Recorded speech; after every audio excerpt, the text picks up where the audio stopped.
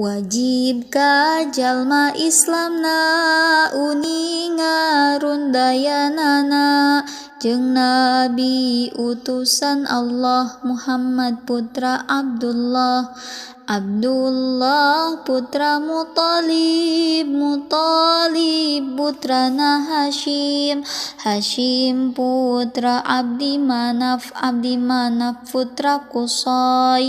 Qusay putrana Kilab putrana Murrah putrana Ka'ab putrana Lu'ay putrana Ghalib putrana Fihir putrana Malik putrana Nadar putra Kinanah putra Huzaimah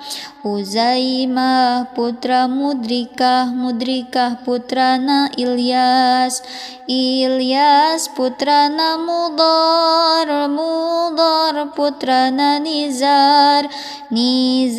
putrana Ma'ad putrana Adnan Wajib dugi ka Adnan ti Adnan dugi ka Adam ulah nguningakeunana sabab daya jalan soheh wajib deui uningana